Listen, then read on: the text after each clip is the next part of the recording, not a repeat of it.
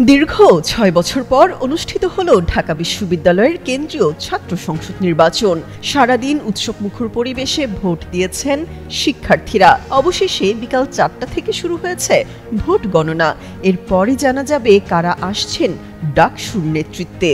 যদিও ডাকসুর সহসভাপতি ও সাধারণ সম্পাদক সহ অধিকাংশ পদে হাড্ডাহাড্ডি লড়াইয়ের আভাস আগে থেকে দিয়েছেন বিশ্লেষকরা। ভিপি পদে ছাত্রদল মনোনীত আবিদুল ইসলাম খান ও ছাত্র শিবির সমর্থিত আবু সাদিক কায়েমের মধ্যে মূল লড়াইয়ের কথা বলা হচ্ছিল। তবে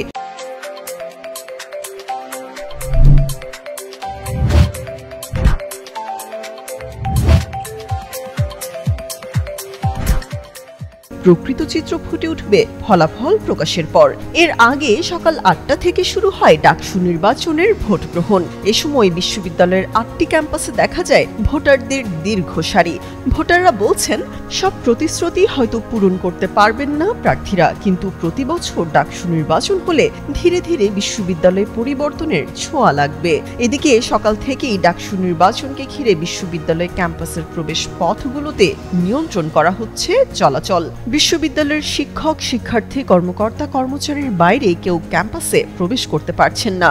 ডাকসু নির্বাচনের নির্ধারিত পাসে ক্যাম্পাসে প্রবেশ করেন সাংবাদিকরা। চারদিকে আইন শৃঙ্খলা বাহিনী রয়েছে সতর্ক অবস্থানে।